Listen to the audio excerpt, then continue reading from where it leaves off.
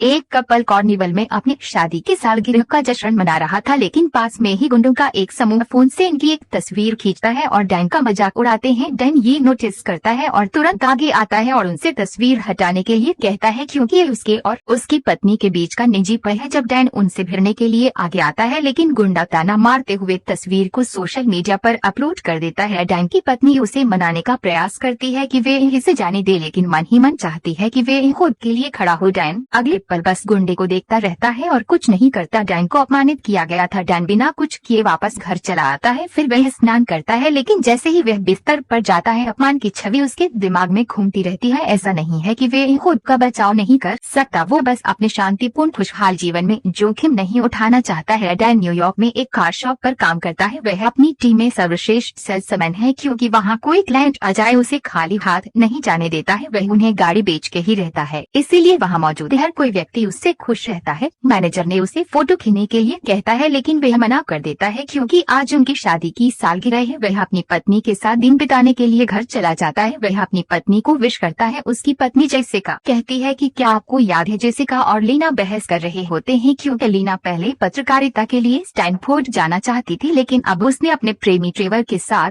दक्षिणी आयोवा विश्वविद्यालय जाने का फैसला किया है। इस बात से जेसिका नाराज थी। डैन लीना को समझाने का प्रयास करता है, उसे कहता है कि तुम्हें क्या हो गया है, लेकिन लीना अपने फैसले पर अडिग है। डैन जेसिका को अपनी 18वीं शादी की सालगिरह मनाने के लिए बाहर चलने के लिए कहता है। वे कायल से मैक्स की देखभाल करने के लिए कहता है और लीना का भी ध्यान रखने के लिए कहता है, लेकिन कायल ये कहते हुए मना कर देता कि वह दोस्तों के साथ ग्रुप स्टडी करने जाएगा और वह लीना की जिम्मेदारी लेने से इनकार कर देता है। डैन उससे खुश नहीं है। इस बीच कायल अपने दोस्त समीर से मिलने के लिए अपने समूह प्रोजेक्ट से बाहर निकल जाता है। समीर को कुछ पैसे देने के बाद वे समीर के गैरेज में चले जाते हैं। ऑनलाइन गेम खेलते हुए कायल को ऑनलाइन किल बॉय के नाम से जाना जाता है, एक प्रसिद्ध गेमर जिसके बहुत सारे प्रशंसक हैं। शूटिंग गेम में अपने कौशल के लिए प्रसिद्ध है। इस बीच डैन और जेसिका कार्निवल में जाते हैं। जेसिका डैन से थोड़ी नाराज है, क्योंकि वे हमेशा अपनी सामान्य योजनाओं पर अड़ा रहता है। जेसिका कहती है कि यहाँ बच्चों के बिना मन नहीं लग रहा है। पूरे परिवार के साथ बाहर घूमने का प्लान बनाते हैं। बाद में डैन घूमने के प्लान के लिए सहमत हो जाता है और जेसिका उत्साहित है। आगे के दृश्य में कुछ गुंडे उनकी फोटो खींचते हैं, जैसे कि मूवी के शुरू में दिखाया गया था। वह नहीं चाहता था कि वह गुंडों का सामना करे और वे घर चले आते हैं, लेकिन अंदर से वह घर पर निराश महसूस करता है। वह आसानी से मैक्स का डायपर बदलता है और फिर बिस्तर पर चला जाता है। अगले दिन जेसिका अपनी हताशा को दूर करने के लिए मुक्केबाजी का अभ्यास करती है। एक माँ के रूप में उसे कई चुनौतियों का सामना करना पड़ता है, जिसमें लीना के कठिन विकल्पों से निपटना शामिल है। मुक्केबाजी करते समय वह गलती से ग्वेन नामक एक महिला को मुक्का मार देती है। जेसिका माफी मांगती है और बताती है कि वह निराश है, क्योंकि उसका पति कभी भी परिवार को छुट्टी पर घूमने नहीं ले जाता है, उनके साथ समय नहीं बिताता है। मुझे कभी कभी लगता है कि उससे शादी करके फंस गई हूँ। थोड़ी देर की बातचीत के बाद ग्वेन कहती है कि उसे फ्लाइट पकड़नी है। वह जेसिका को अपना बिजनेस कार्ड देती है। ग्वेन एक ट्रैवल एजेंट है और उसे छुट्टी की योजना बनाने की पेशकश करती है। इस बीच डैन और मैक्स किराने की दुकान पर खरीदारी कर रहे हैं, जब एक अजनबी अचानक उस पर हमला करता है। डैन जल्दी से खुद का बचाव करता है। डैन के साथ मैक्स के होने के बावजूद भी हार नहीं मानता। डैन कुशलता से उस आदमी को धूल चटा देता है और सभी को हैरान कर देता है। वह दिखावा करता है कि कुछ नहीं हुआ और घर आते ही उसे एहसास हो जाता है कि यहाँ रहना मुश्किल है, क्योंकि उसके दुश्मनों को पता चल गया है कि वह यहाँ रहता है। यहाँ से जाने से पहले डैन एक गुप्त डिब्बे को खोलता है, जिसमें बंदूकें, एक एक्सपायर हो चुके पासपोर्ट और ढेर सारा पैसा लेता है और अपने पुराने सहयोगी योगी को अपने परिवार के लिए नई पहचान की व्यवस्था करने के लिए कहता है। उसे बताता है कि वे अभी खतरे में है। उनकी डैन को बताता है कि उसका पूर्व बॉस मैकअप उसे ढूंढ रहा है। उसे चिंता है कि ऑनलाइन पोस्ट की गई तस्वीर उसके स्थान का खुलासा कर सकती है। डैन नई पहचान के लिए $5 लाख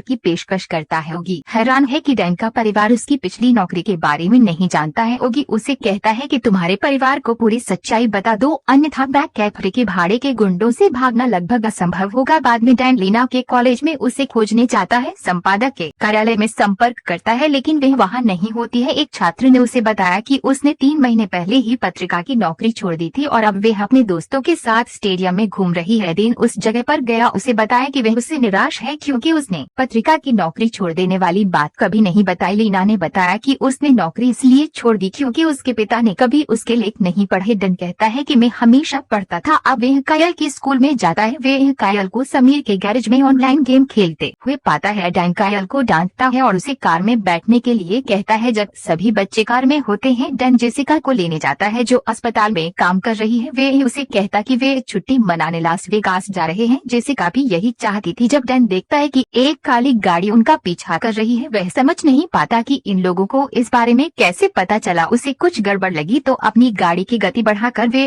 काली गाड़ी को टक्कर मारने का प्रयास करता है, लेकिन अपने परिवार को इस बारे में नहीं बताता है। वह अपने वर्क शोरूम में जाता है और अपनी कार को ऊपर उठाता है और उसके नीचे ट्रैकिंग डिवाइस पाता है। डैन चुपके से उस डिवाइस को एक कार में लगा देता है। वे उस कस्टमर को सुझाव देता है कि कार को जितना तेज चला सकते हो उतनी तेज चलाओ, तभी पता चलेगा इसमें क्या समस्या है। और वह कस्टमर ऐसा ही करता है। उस गाड़ी में ट्रैकिंग डिवाइस लगाने के कारण अब वे काली गाड़ी उस कार का पीछा करने लग जाते हैं। काली गाड़ी में बैठे लोगों को लगता है कि वे अभी भी डैन का पीछा कर रहे हैं। डैन अपने परिवार के साथ लास वेगास की ओर निकल जाता है। डैन के घर पर मैकफ्री नामक एक व्यक्ति और उसके 3 गुंडे डैन के परिवार का पता लगाने की कोशिश कर रहे हैं। ये आसान नहीं है, उनके पास अनुसरण करने के लिए कोई क्रेडिट कार्ड रिकॉर्ड नहीं है और डैन के परिवार ने सोशल मीडिया पर कुछ भी पोस्ट नहीं किया है। मैकफ्री को संदेह है कि डैन ने अपनी असली पहचान नहीं बताई है, इसलिए वो अपने आदमियों को डैन के परिवार की खोज जारी रखने का आदेश देता है। इस बीच होटल में ठहरने के दौरान कायल के सोशल मीडिया के प्रशंसक ने उसके साथ एक फोटो पोस्ट की है। ये देखने के बाद डैन का मन बदल गया। डैन ने अपने परिवार से कहा कि उन्हें यहाँ से चलना होगा। इसका मतलब है कि उसकी पत्नी और बच्चों को रात कार में ही बितानी पड़ेगी। जल्द ही मैकफ्री के लिए काम करने वाले 3 मोटरसाइकिल सवार डैन की गाड़ी का पीछा करना शुरू कर देते हैं। डैन अपने परिवार को खतरे से बेखबर रखने के लिए संगीत बजाता है। छोटा बच्चा मैक्स पूरी तरह जाग रहा है और लगातार हंस रहा है, मानो उसे पता हो कि उसके पिता ने सब कुछ नियंत्रण में कर लिया है। अचानक मैकफ्री के आदमियों में से एक ने डैन को गोली मारने का प्रयास किया, लेकिन डैन ने जवाबी फायर किया और उसे मार गिराया। एक और आदमी आया और कार को पकड़ लिया, लेकिन डैन ने मैक्स की बेबी बोतल को उसके हेलमेट में ठूंस दिया और उसे बेहोश कर दिया। आखिरकार डैन ने अपनी कार को अपराधी की मोटरसाइकिल में घुसा दिया और आखिरी पीछा करने वाले को मार गिराया। जेसिका एक विस्फोट की आवाज सुनकर जाग जाती है, लेकिन डैन उसे कहता है कि एक गड्ढा था। वे यह पूरी रात गाड़ी चलाता है और आराम करने के लिए एक बागान में रुकने का फैसला करता है। ठीक उसी समय जब वे सोने वाला था, उसी समय लीना जागती है और महसूस करती है कि वे जावा में पहुंच गए हैं। उसने अपने पिता से उसे दक्षिणी आयोवा विश्वविद्यालय ले जाने के लिए कहती है, जिस कारण जेसिका और लीना में फिर से बहस शुरू हो जाती है कि तुम एक लड़के का पीछा करते हुए कॉलेज में जा रही हो जहां वह अपने प्रेमी से मिलना चाहती है। जेसिका के साथ कुछ बहस के बाद डैन अंततः उसे कैंपस में ले जाने के लिए सहमत हो जाता है। कैंपस में लीना, कायल और मैक्स एक साथ नजर आ रहे हैं। लीना कायल को अपने प्रेमी के बारे में बताती है। कायल उसकी बातों को ध्यान से सुनता है। लीना बहुत खुश होती कि उसका छोटा भाई उसकी बातों को समझ रहा है। इस बीच डैन सुनता है कि जेसिका पहले एक एथलेटिक हुआ करती थी, लेकिन अपने पैर में चोट लगने के बाद अपने सपने को छोड़ना पड़ा। डैन अपनी कहानी साझा करना चाहता है, लेकिन जब वह पास में एक संदिग्ध व्यक्ति को देखता है जिसके हाथ में एक ब्रीफकेस है, डैन उसके पास चला जाता है। थोड़ी देर की बातचीत के बाद उसे एहसास होता है कि वह तो एक बिजनेसमैन है। वह यह बताता है कि जर्मनी से यहाँ अपनी लापता पत्नी को ढूंढने के लिए आया है। इसके बाद डैन भी उससे जर्मनी में बात करता है। जेसिका अपने पति को जर्मन बोलते हुए सुनकर हैरान हो जाती है और गलियारे से दूर चली जाती है। जब आदमी मकई के बीजों से भरा ब्रीफकेस खोलता है, डैन को उस पर विश्वास हो जाता है।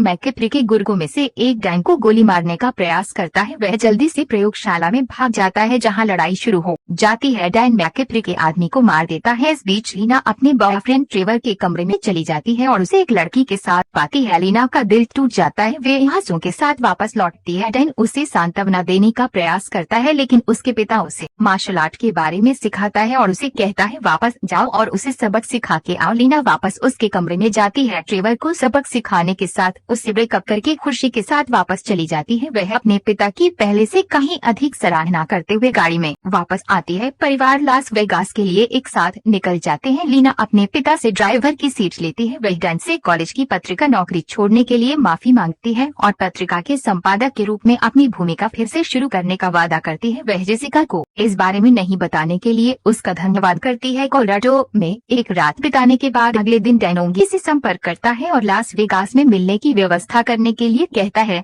ताकि परिवार के पासपोर्ट प्राप्त कर सके। एक रेस्टोरेंट में बैठे डैन जेसिका को अपने अतीत के बारे में बताना चाहता है, लेकिन कायल वहां आकर उसे बाधित करता है, ये बताते हुए कि वे एक ऑनलाइन गेमर होने का आनंद क्यों लेता है। कायल बताता है कि उसे वास्तविक जीवन में आत्मविश्वास की कमी है, लेकिन उसे किलबॉय गेम खेलने में मजा आता है और कई लोग उसकी प्रशंसा करते हैं। कायल कहता है, लड़कियों से बात करने में मुझे बहुत शर्म आती है। जब मैं किलबॉय होता हूँ तो मुझे ऑनलाइन गेम में बात करने में कोई शर्म नहीं आती है। वह अपने पिता को यह साबित करने की भी कोशिश करता है। कायल फिर डैन को लेजर चैटर गेम के लिए चुनौती देता है, ये शर्त रखते हुए कि अगर वह जीतता है तो डैन उसे एक गेमिंग खेलने से नहीं रोकेंगे। अगर वह हार जाता है तो वह ये खेल छोड़ देगा। डैन सहमत हो जाता है और वे लेजर टैग एरिना की ओर बढ़ते हैं। हथियारों के साथ डैन की दक्षता से अनजान कायल ये गेम आसानी से हार जाता है। कायल उदास हो जाता है। कायल को तब खुशी होती है जब डैन उसे गले लगाकर उसका उत्साह बढ़ाने का प्रयास करता है। डैन और उसका परिवार अपने होटल के कमरे में जाते हैं। बाद में डैन ओंगी से मिलता है, उससे नए पासपोर्ट और हवाई जहाज की टिकट लेता है। उसके बाद डैन जेसिका के साथ डिनर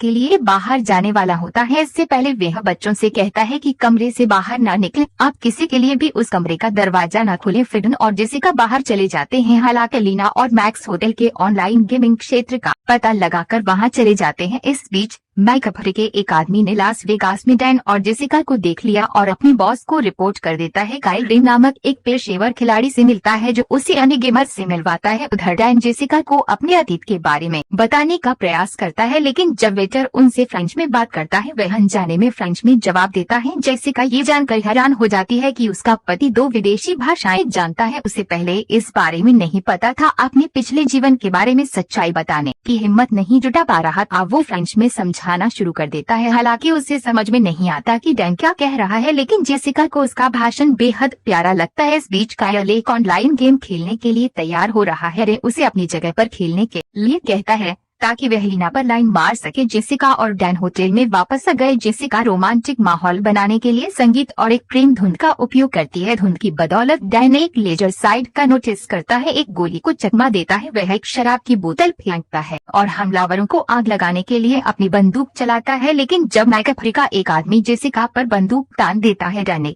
तुरंत अपना हथियार गिरा दिया और मौका पाकर डैन ने चाकू फेंका जो उस आदमी के आंख में जा लगा। इसे देखकर जेसिका चकित रह जाती है। फिर इन्हें एहसास होता है कि बच्चे कमरे में नहीं है। फिर वे अपने बच्चों को ढूंढने के लिए गेमिंग एरिया में जाते हैं। इस बीच कायल ऑनलाइन गेमिंग प्रतियोगिता जीत जाता है। इसके बाद डैन एक गुप्त हत्यारे के रूप में अपने अतीत का खुलासा करता है, जो एक साधारण व्यक्ति के रूप में रहने के लिए अपने समूह से भाग गया था। तब से मैकअफ्री और उसके आदमी उसका शिकार कर रहे हैं। कायल और लीना यह सुनकर स्पष्ट रूप से उस पर विश्वास नहीं करते हैं जब तक कि गोलियों की आवाज नहीं आती। डैन जल्दी से परिवार को कैसीनो में छिपने के लिए कहता है। वह मैकअफ्री के आदमियों को मारने प्रयास करता है, लेकिन उसकी गोलियां उन्हें कोई नुकसान नहीं पहुंचा सकती क्योंकि वे बुलेट प्रूफ जैकेट पहने हुए थे। डैन उनका ध्यान भटकाना जारी रखता है और अंततः उन सबको खत्म कर देता है। उसके बाद वे अपने परिवार के सामने कबूल करता है कि उसका असली नाम सैम है। उसने सेना में सेवा की थी और मैकअफ्री ने उसे कानून से परे अपराधियों को खत्म करने के लिए विशेष मिशन के लिए भर्ती किया था। हालांकि सैम जल्द ही समझ गया कि मैकअफ्री उसका इस्तेमाल करके मोटी रकम वसूलता था, इसलिए उसने भागने का फैसला किया। मैकअफ्री ने फिर उसका शिकार करना शुरू कर दिया, जिससे उसके परिवार की सुरक्षा को खतरा हो गया। सैम ने उन्हें नई पहचान पासपोर्ट प्रदान किए। हालांकि कायल और लीना यह सोचकर परेशान हैं कि सैम ने उनकी जिंदगी बर्बाद कर दी है। 18 साल की शादी के बाद जेसिका गुस्सा और विश्वासघात महसूस करती है, इसलिए वह ग्विन से संपर्क करती है। छुट्टी के लिए लास वेगास छोड़ने की योजना बना रही हैं। जब जेसिका और उसके बच्चे ग्विन से मिलते हैं, वे ये देखकर हैरान हो जाते हैं कि उसने उनके लिए एक निजी विमान की व्यवस्था की है। विमान में ग्विन जेसिका को अपने पूर्व पति के बारे में बताती है कि वे उसे 18 साल पहले उसे छोड़कर किसी दूसरी महिला से शादी कर ली। ये बातें सुनकर जेसिका समझ जाती है कि गुन जिनके बारे में बात कर रही है। तभी यहाँ मैकअफ्री भी आ जाता है। फिर पता चलता है कि गुन ने एक जाल बिछाया सैम के परिवार को मैकअफ्री को सौंपना ताकि वह डैन को फिर से पा सके। फिर जेसिका और उसके बच्चों को बंधक बना लेता है। मैकअफ्री यहाँ से जाने के बाद डैन से संपर्क करता है और उसे कैसीनो की लोकेशन बताता है। उसे समय पर वहाँ पहुँचने के लिए मजबूर करता है, नहीं तो तुम्हारे परिवार को समाप्त करने की धमकी देता है। डैन बिना समय गंवाए कैसीनो पहुँच जाता है और वह देखता है कि मैकअफ्री ने उसके पूरे परिवार को बंधक बना लिया है। प्रवेश करने पर मैकअफ्री द्वारा डैन का स्वागत करता है। बूढ़े आदमी ने डैन को गले लगने के लिए कहता है, लेकिन डैन पिताजी कहते हुए उसे मना कर देता है। उनकी बातचीत के दौरान परिवार को पता चलता है कि मैकअफ्री डैन के पिता है, वो मे गॉड हम ब्रिटिश है। मैकअफ्री डैन को मारना चाहता है क्योंकि उसने उसे छोड़ दिया था, लेकिन पिछले कुछ दिनों में डैन ने मैकअफ्री द्वारा उसके पीछे भेजे गए हर आदमी को समाप्त कर दिया था। अब मैकअफ्री उसे वापस चाहता है। अगर डैन उसके लिए काम करना शुरू करता है